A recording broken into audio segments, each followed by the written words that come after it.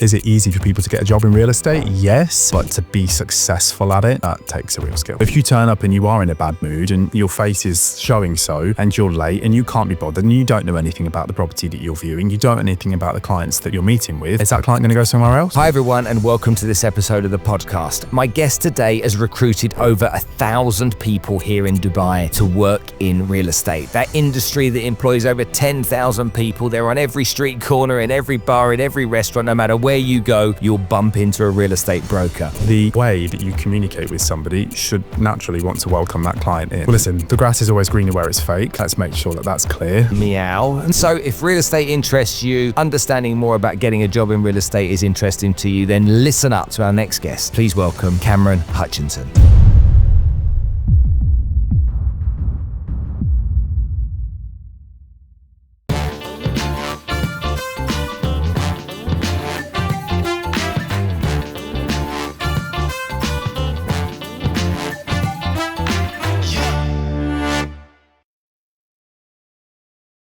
This episode is proudly sponsored by Allsopp Allsopp Private Office, Dubai's first ever homegrown private advisory for the ultra luxury property market. Now they're catering exclusively to high net worth individuals, ultra high net worth individuals, and family offices. They offer exceptional comprehensive advisory services with the utmost confidentiality and discretion. Bringing an elevated real estate experience that extends beyond property sales, the division is powered by the highest level of advisors in the Dubai property market. A select and dedicated team that brings unparalleled and comprehensive expertise to meet the needs of their elite clients. For a redefined era of luxury living in Dubai, schedule a consultation today for bespoke information and expert guidance.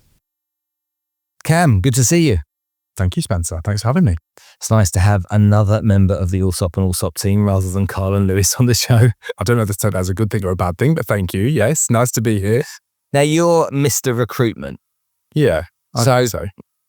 I think today should be all about teaching people about how to be recruited. Yes. How to find great jobs and in the kind of like the things you should do and definitely shouldn't do when you go through that process. Agreed. There are many things you should not do. Yeah. Yeah, agreed. Now, how many people have you recruited? We worked out earlier. 1,007. 1,007 people been recruited over how many years? 8.5.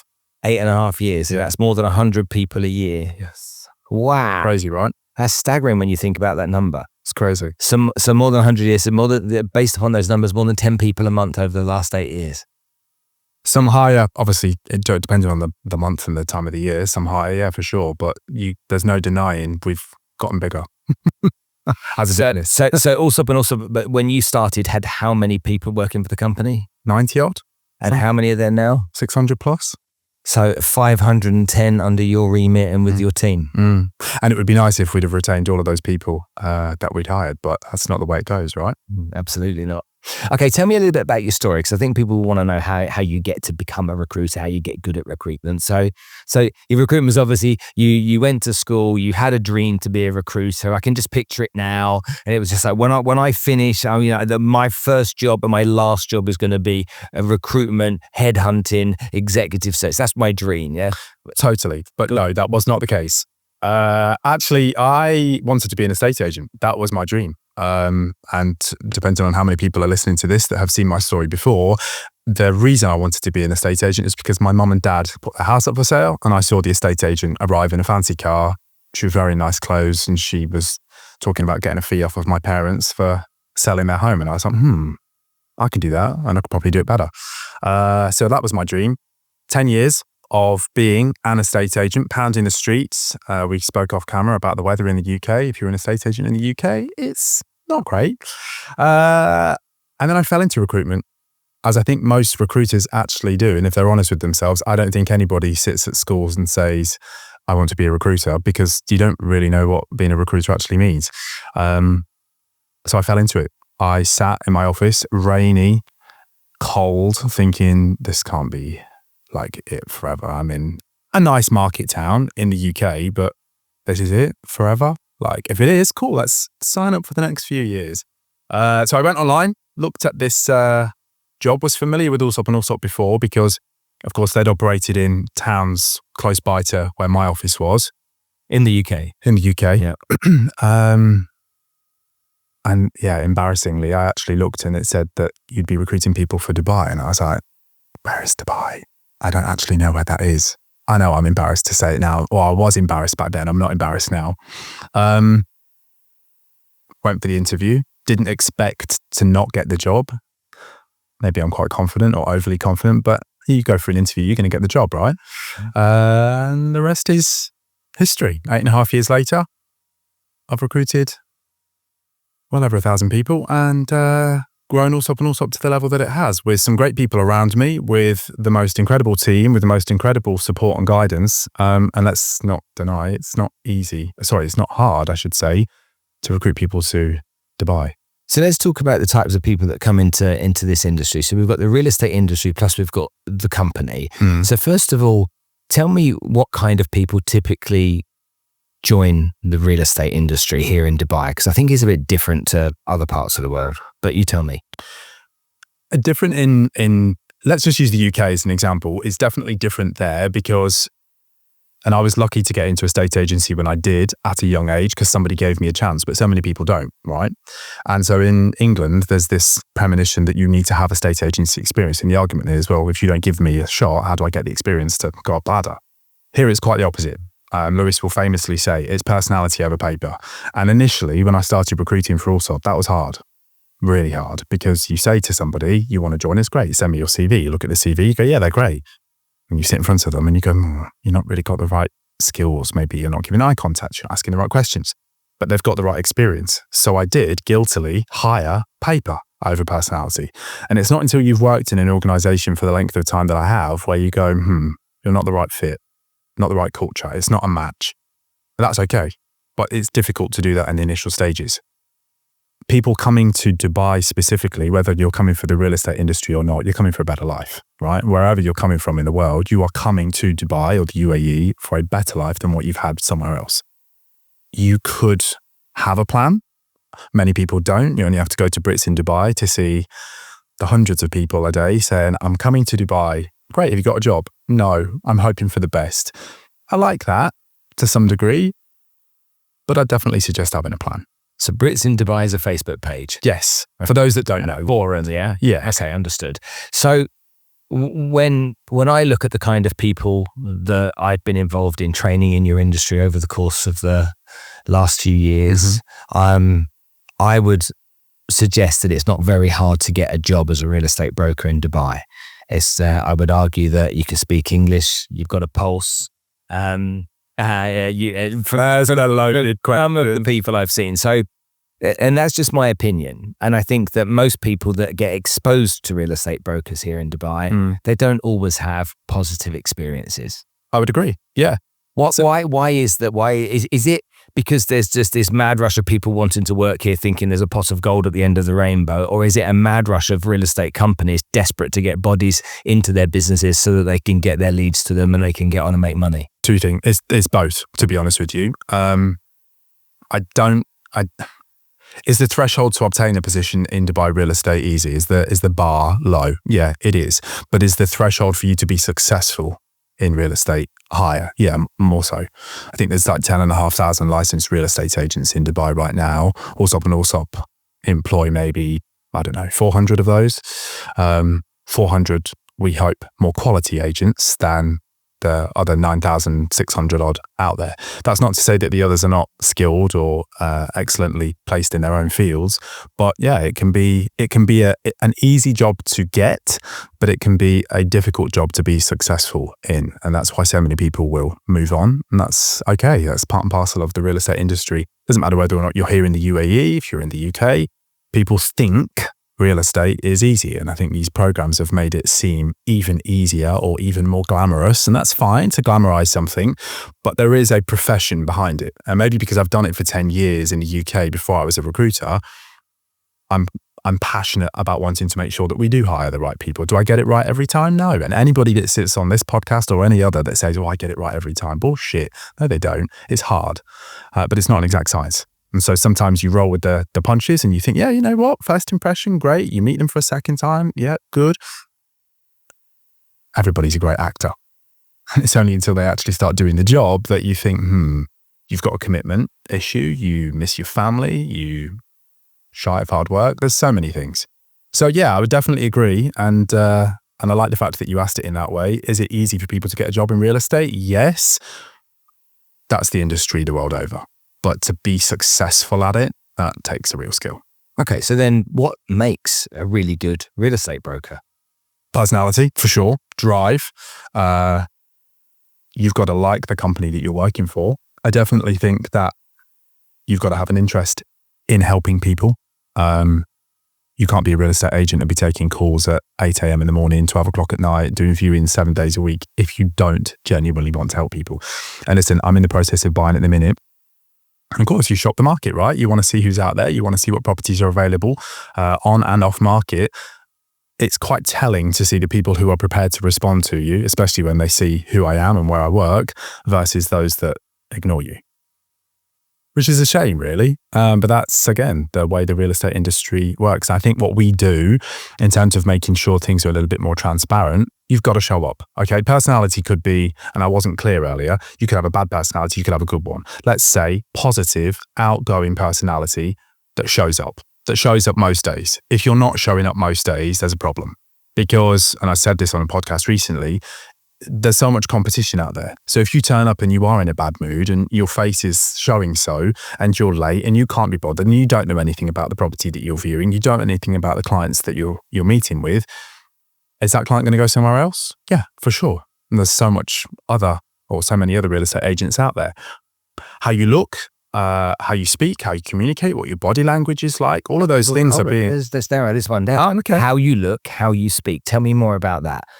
Positive, outgoing. Let's say you contacted me and you wanted, let's say I'm a real estate agent, and you contacted me and you said you wanted to view this property, and I answered the phone. All right. Yeah, sure. No problem. Yeah. Okay, Spencer, I want to get to know you. Who are you? Why are you buying? Why do you need 3 bedrooms? Why do you need it on this area? Why do you need parking? All of those different things, you're inviting somebody in. You're getting to know them. So when I say how you speak, not necessarily from which country you're from or what language you speak, okay, but the way that you communicate with somebody should naturally want to welcome that client in. That's what I mean. Okay, so what else do you look for? I mean, it goes against what I've just said in terms of personality over paper, but you may have an amazing CV, and that amazing CV may span 2 or 3 failed businesses, 2 or 3 successful businesses. You may be entrepreneurial. You may have worked for a large corporate agency or corporation, which means you're used to structure and time frames and dressing smartly and, having that general brand ambassadorship around you. I think those things are important as well, because when we say personality over paper, that doesn't mean everybody is hireable. So if I've got a great sales track record in another industry, is that valuable? For sure. Is it more valuable than me being raw and with no experience? How hard are you going to work? How much of the success that you've enjoyed over your career has been from you? Or have you gotten over people to get to the success that you've enjoyed? Because the argument would be you could have a very successful painter or decorator, plumber, tradesman, let's just say, who is used to turning up on time, looking smart, giving his customers the best possible service, and making a profitable business. That person could be trumping an individual who has an amazing corporate career, who says they've done X, Y, Z, but they've not done it themselves. They may be riding off the coattails of a brand or other people around them. So for sure, yeah. So you'd rather the successful, hungry plumber than the successful corporate ladder pursuer? If they both work hard and can demonstrate that, then I'll take both. Okay, so how does someone then demonstrate that? Because they're coming to you for an interview, they come to you for a second interview.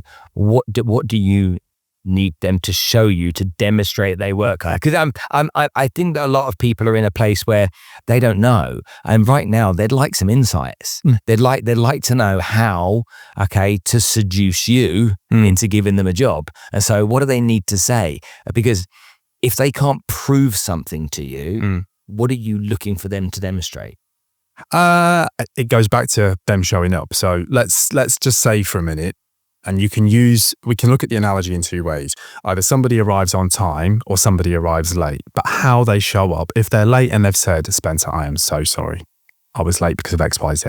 Let me get you a coffee. Let's sit down. We've broken the ice. It's a natural neutralization of a situation. Somebody turns up late and says, there's no parking, couldn't find this, couldn't do that, it's everybody else's fault. Okay, you're late to me. Mm-hmm. So actually, the way that you show up generally is important.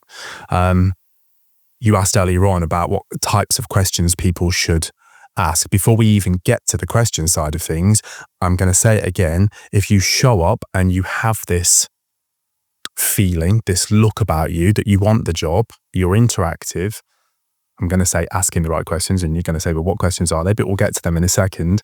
Generally speaking, I'm going to be more interested in you as a candidate than I would be if there was disengagement. Okay, so what are the 3 questions people should not ask?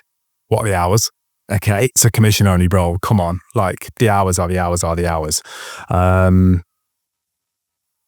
What else shouldn't they be asking? People ask stupid questions like, can I come into the office on a weekend? Yeah, if you want to.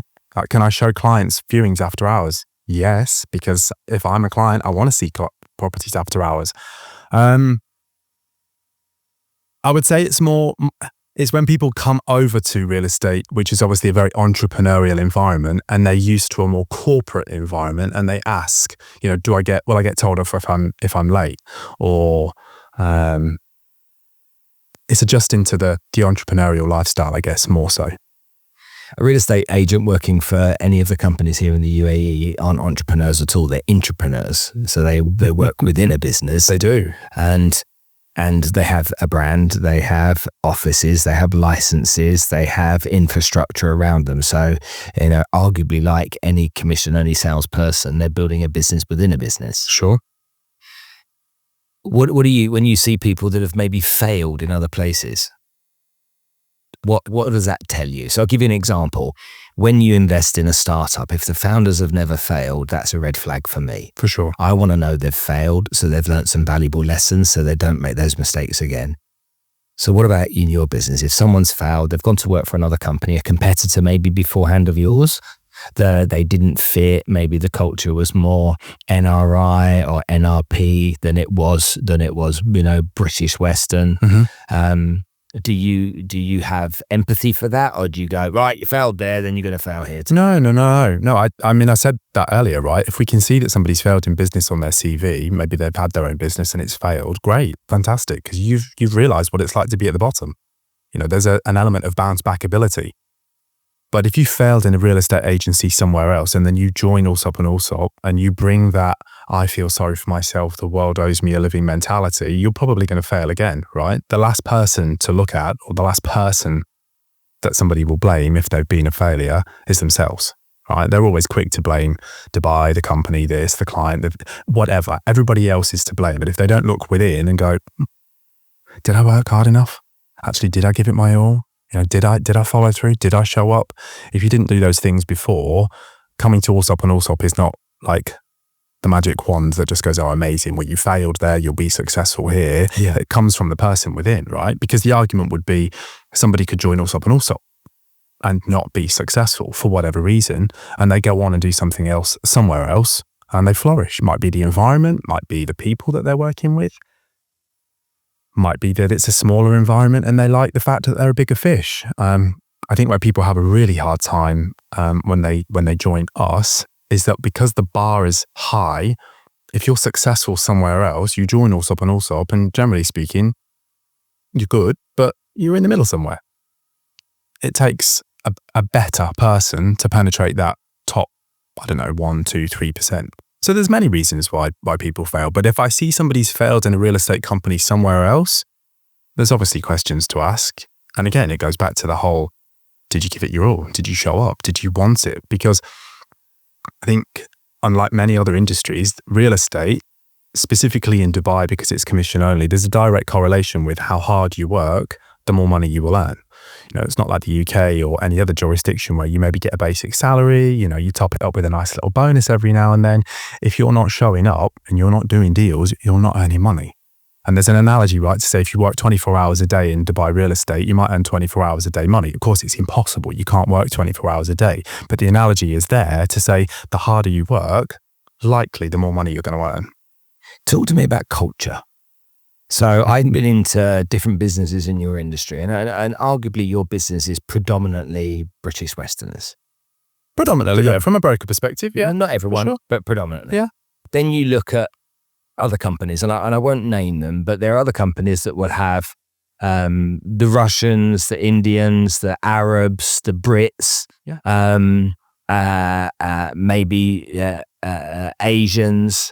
And when I go into that environment, the cultures or the culture mix means that it tends to collide, and people kind of stay within their own little packs, their own little groups, socially, professionally. Okay, they're brought together for meetings and stuff, but they're not really kind of clicking as human beings. Yeah.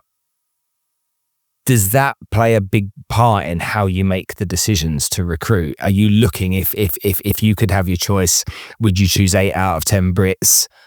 Or if he was Indian and he was red hot, are you taking him anyway? What is it? It's a couple of points to that question. So first of all, culture, it's a big deal. And I think companies from the very word go need to identify who they are and what they do and advertise to that particular marketplace. And you can see it from a mile off, and we don't necessarily have to just say real estate companies, but there are companies generally, there's some grey area with what's determined, okay? Are they looking for British? Are they looking for Indian? Or as you say, is there this melting pot? And I think sometimes diversity and inclusion can be amazing. But for me personally, when you walk through the doors of Allsopp and Allsopp, there's a feel, like it's a feel. And don't forget, I've recruited for other companies within the real estate sector as well as Allsopp and Allsopp through our recruitment agency. And even down to little things like the music, the smile, the welcome, the general feeling of bringing that client through the door. 9 times out of 10, when I'm interviewing people, they will say, wow, this is cool. This is different. I've not experienced this before. For us, it's taken for granted. The music's always on. There's always a great playlist. There's always coffee on the go. There's always hustle, bustle, noise.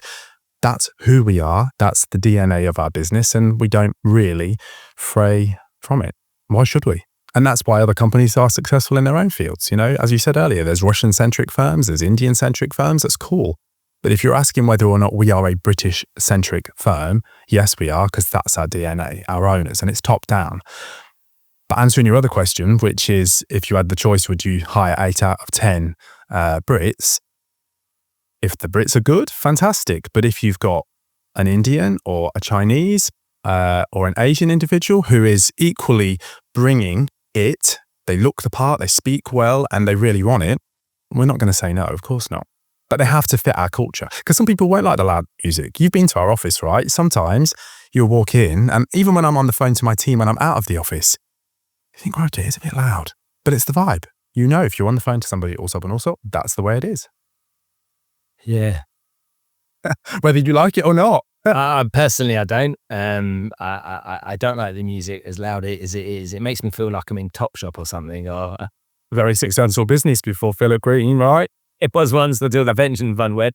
When I look at your competitors, I look at FAM, I think mainly Arab. I look at Metropolitan and Axe, I think mainly Russian. Eastbas, House and Better Homes, mainly British Westerners. H&S,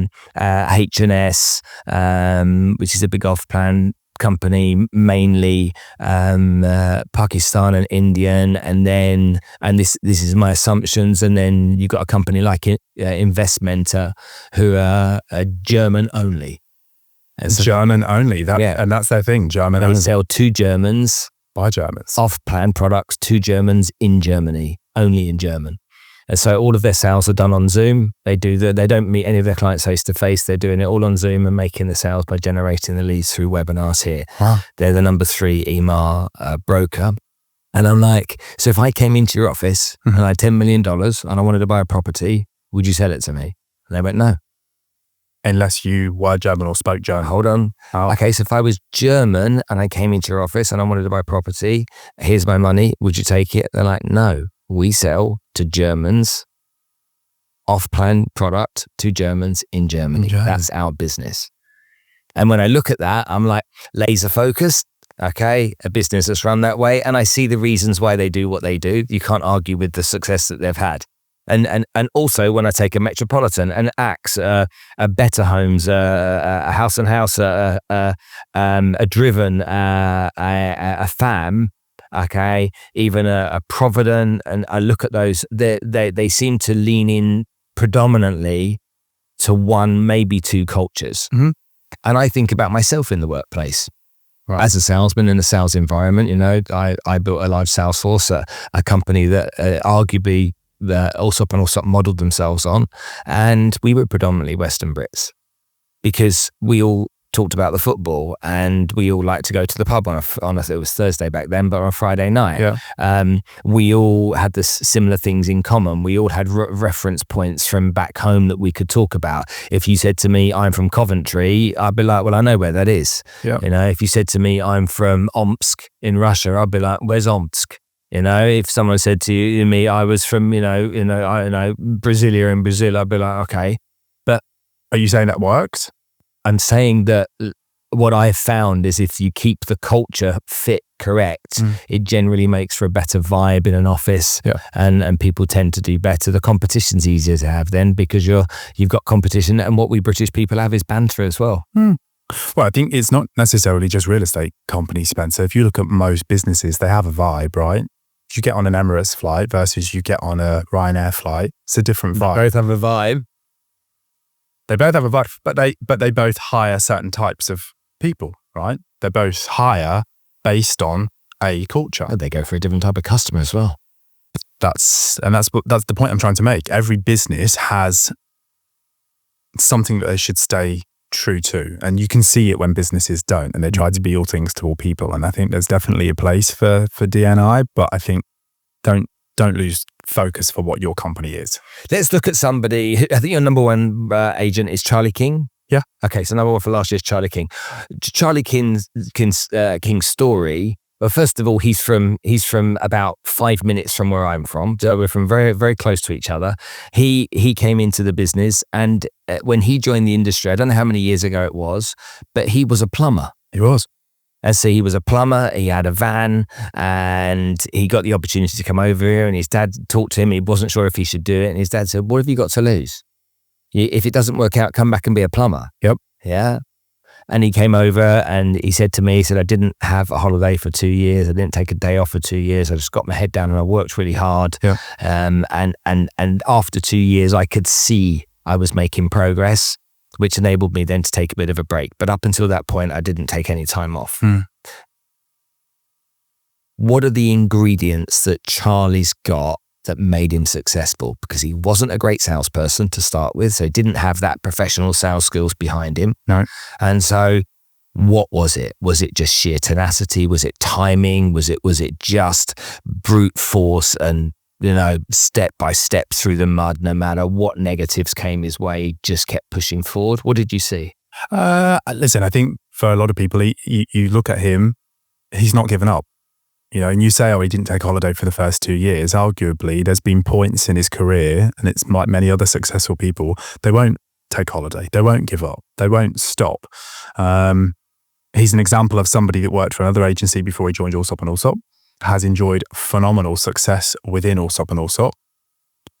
There's definitely a correlation between his success and time in market. And so when people say, I want to move to Dubai because I want it to be a get rich quick scheme, it's not. It's a get rich quicker than your current job scheme for sure, but it's not get rich quick. And that's demonstrable with him because he's joined and he hasn't given up, and he's built a network. He's built arguably one of the best client books within the Dubai real estate market, and people know him now as Charlie King. And when you add on Charlie King, who heads up the private office at Allsopp Allsopp, it just adds to that continued elevation. So no, probably not the best salesperson when he joined, but is he slick? Has he built a good client base around him? Does he partner himself with good projects and a good company? Yeah, and all of that together just makes this like perfect little, or not little, perfect enterprise. What does the company do to retain top people? Promotion, for sure, if that's what people want. Offering an opportunity to go from one area to another. What do you mean by that? Well, I won't name the individual because he no longer works for Allsopp Allsopp, but he was the highest transacting agent at one point in Allsopp Allsopp history. But he didn't earn the most amount of money because the area that he operated in was a lower value. So rather than say, yeah, keep doing the good work, amazing, do the next number of transactions. Actually, you want to earn more money. You're clearly very good at the job. Let's move you into an area where you might be able to earn more money because the transaction numbers may be lower, but the value that you're transacting on would be higher. Therefore, your fees would be higher. So there's definitely that to look at. And then obviously going through the transition of, starting as a consultant to senior to associate director to partner. And it may be that you then spawn off into operating a division or a side hustle within Allsopp Allsopp. You talked earlier on about being an entrepreneur. Charlie's the perfect example. He operates as an entrepreneur, but an intrapreneur because it's within a business, has all of the amazing services that we offer in terms of marketing and finance and reach. But it's his business. But it's his business within a business.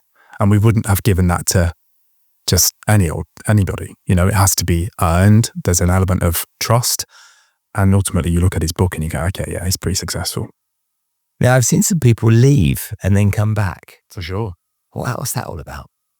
They say, what do they say, I know when people leave, they think the grass is greener, but it's like, it's very hard on your ego and your pride to swallow it and come back. So why do so many come back? Well, listen, the grass is always greener where it's fake. Let's make sure that that's clear. Meow. No, it's true, Spencer. And I think it's important to make sure that that's clear. People will leave us for sure. Go and explore what else is out there. But if you go and you realize that actually the grass is greener where you water it and where you invest your time and your effort, and you work with people that understand there's a good partnership, then I don't think there's any reason for people to feel ashamed of coming back. And actually, let's use Ryan. He's an example of somebody that left. Okay, so let's give the full name. So everyone. Yeah, Ryan Hudson. So Ryan Hudson, tell me about his story. So Ryan Hudson joined us as a great guy, by the way, but a very wet behind the ears 19-year-old back in the day, operated in an area which arguably nobody wanted to do, became the king of Dubai Marina, and enjoyed amazing success. Felt that the grass was greener, went somewhere else, came back to Allsopp Allsopp in a more elevated position, and now operates in Charlie King's team in private office. Self-made millionaire, self-made multimillionaire, I should say, which you'll hate for us sharing on this podcast. But before he's reached the age of 30, like how amazing! And that's from the real estate industry.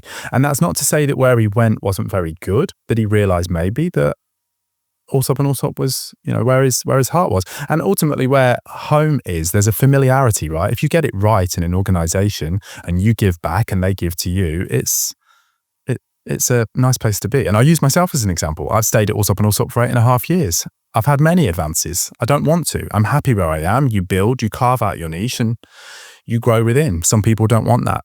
And some people want to go off and be successful somewhere else. And either they'll go start their own business, fantastic, keeps us all on our toes, or they'll go somewhere else and arguably they'll come back. And I think it's great when people do come back. Lewis and Carl, the owners of the business, I've known for 20 years. And I knew them when they had nothing. Okay, they had nothing in the bank. Imagine they had nothing in the tanks undates either.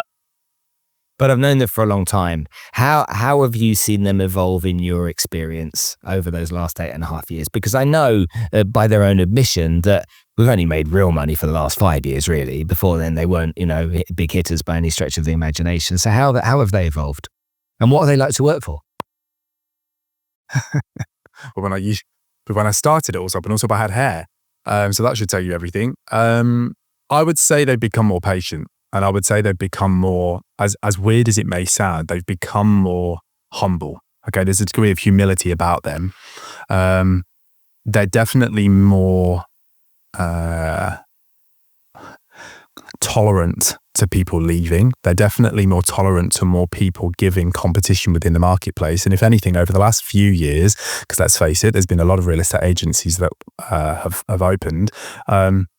It's given them an extra fuel in the belly to go, okay, no problem. We're not going anywhere. Let's be even bigger. Let's be even better. And I think other business owners, and I haven't had the pleasure of working with others, so I don't know, but there may be a degree of plateauing. They're happy where they are. They've got to a level that they never thought possible. The great thing about Lewis and Carl, and I say this to them all the time, they don't stop. and they don't let you stop. You might say, we've had a great month. Or we could have had a better month though, couldn't we? Or we could have done more. Or we could have had this. And for some people, they don't want that constant uphill battle. You've got to build a good team around you that are okay with constantly being told, yeah, we've had a great month, we've had a great year, but we can do better. I'm sure there's extra in the tank. And tell me about the relationship that you have with them though, because after 8.5 years, would you say they're your friends? I would say, or are they your bosses? They're my bosses.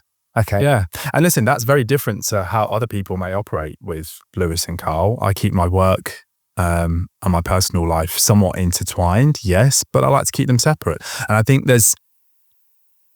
you talked about knowing Lewis and Carl when they had nothing 20 years ago. And a lot of the people that are involved within Allsopp and Allsopp joined as day oneers. 4, 5, 6 people joined in Allsopp and Allsopp on day one, and they're still there. That tells you everything. But they will have seen the good, the bad, and the ugly. I joined the business at a different time entirely. And so my relationship with them is different to somebody who may join in 2 years future, or different to somebody who joined 10 years ago. Am I looking for them to be friends? No, I'm looking for them to elevate me, and I'm looking to elevate them. It's a partnership, right? Mm-hmm. Got it. Now, most people in your position are busy recruiting for the company that you work for, in-house recruitment, let's call it. So why A&A Executive Search? Why was that established? And why are you recruiting for the industry and other companies as well now? What was the thinking behind that? COVID happened. We all remember that time. And when you've done a job for a period of time and you feel like you've become stale and you need a new challenge, you create a new challenge. And so it was a conversation between myself, Lewis and Carl to say, well, hang on a minute, COVID's not going to happen or last forever. People will continue to rehire in the future. Let's capitalize on that. So we did. Established in 2021, March. Let me make it clear, we don't hire other real estate agencies. We don't hire brokers for those companies, but do we operate, or have we operated in the space of real estate developers and project management companies? Yeah, for sure, because they're not in direct competition with Allsopp and Allsopp, but it's there as an extra revenue stream to further strengthen Allsopp and Allsopp's placement. And do you enjoy recruiting for different types of roles? Is it? I mean, after being kind of like down this channel for so long, then going into something different like project management or quantity surveyor, I don't know what it may be. Yep. Is that interesting for you, or is it anticlimactic? It's hugely anticlimactic. No way, really? Yeah, it is. And I'm sorry to say, and some of the clients, there's Lewis and Carl are going to listen to this. Some of the clients will probably be listening to this thinking, wow, that's not very nice. I'd say this, you asked me earlier off camera, if money was no object, what would you do? And I couldn't give you an answer, right? But I said it would be something within property somewhere. Property recruitment, real estate recruitment is passionate. I am passionate about it. I get a buzz out of seeing people be successful. And let's use Charlie King. I didn't hire Charlie King. But I've hired people similar to him that come from zero, and 4, 5, 10 years, you think, wow, like that's incredible. Like it's a partnership. I maybe found you on LinkedIn. You gave your everything to the real estate industry and you've gone on and been successful. So yeah, it's hugely anticlimactic. And I would say I love real estate recruitment. It's a passion for sure, because I enjoy real estate and also I enjoy helping people. What value do you think the Allsopp and Allsopp podcast adds to the credibility of a company? You get to see firsthand on a weekly basis who these guys are. Okay. And I listen to the podcast myself, even when I feature on it, and I will laugh out loud. Like I'm laughing thinking, yeah, you said that, or yeah, I remember having that conversation with you. It's a proper raw, not staged, sorry, can we cut that bit out? It's just two people having a conversation, whether it's Lewis and Carl, whether they've got a guest, whether they're not on it and it's somebody else. The mantra behind the podcast is be you. Let's just have a chat. Let's see how it goes. And I think that's great, because in an industry which is arguably oversupplied with staff, for you to be able to search quite easily, and I think we're 150-ish episodes now with Taking Care of Business, you get a proper insight without saying to the recruiter, so is Allsopp and Allsopp the best? Yeah, of course we are. But actually, if I can go and listen to the podcast and I can see the website and I can see the properties that they have, it just adds that extra level of trustworthiness. You buy it. Authenticity. Yeah. Again, I said it earlier on, but there's a degree of humility. You'll listen to that podcast and you'll be like, no way. Like, what do you mean you drove a Vauxhall Corsa? Or what do you mean you came to Dubai with £1,000 in your pocket? Like, you listen to those stories and then you see the success that's gone on and you go, okay, so it's achievable then. Okay, lastly, I want to finish on giving any of the listeners and the viewers or the parents of the kids that might be listening as well. Yep. Okay, I want to give some tips. Okay, so I'd like to go through 3 do's and 3 don'ts. Okay, so we'll start with the 3 do's. I want to know 3 critical tips that are going to help you be persuaded to give someone an opportunity. Okay, go. The 3 do's.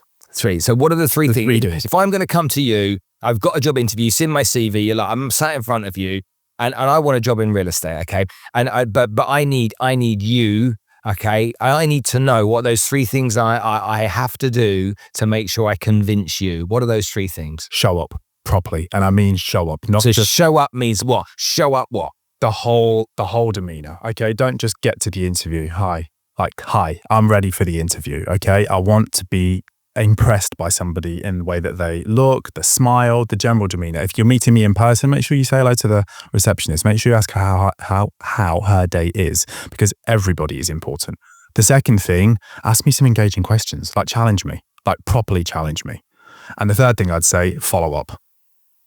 I've interviewed a candidate this week who I liked. They're yet to follow up, and it was Monday. And I'm like, time's ticking. If I don't get a follow up by Friday, I don't think I want the candidate. And that's quite harsh to say, I know. Man, and that person could be sitting there going, oh, they haven't called me back. But you don't find me. So if you're listening, follow up, please. And I would say that because this is something I'm very passionate about. If you can liken recruitment to dating. You go on a date, you like the girl, and you don't follow up with her. Just follow up. Like, it's a relationship that we're building here. So if you've taken time out of my day to come and meet, to come and talk, you've asked me, and I've gladly given you the answer, the least you can do is say, thanks ever so much for that, Cam. Really appreciate it. Look forward to hearing from you. Just that alone will flick the switch. Got it. Okay. What should I not do? Be late and make it my problem. Again, I'll use an example. I interviewed a candidate. She was fantastic on paper, like fantastic, but she was late and she made it my problem because she couldn't find parking. The lifts were a nightmare. It's not my fault. You should have left a little bit earlier. But if you've approached me in the way that, oh my God, it's a bloody nightmare, isn't it? Like, I'm so sorry. Let me grab you a coffee and then can we get down to it? It goes back to that whole showing up. So don't be late and make it my fault. Think about what you're going to wear. Like, if you're going for a professional interview, dress professionally. If you're going to come and interview for a head of brand marketing, dress like a head of brand marketing. Like, show me what you're made of. Because how you're showing up to the interview will potentially be how you may show up in the future. Again, and it's funny because I've got all of these examples, but I literally spoke to a candidate today. I had a 9-minute monologue of the person slagging off the previous company. Before I even had a chance to say, how are you? It was like, instant turn off. Sorry. Not sorry, actually. Kameron Hutchinson, I really appreciate your time today on the show. Thanks for coming to talk to us. Thank you.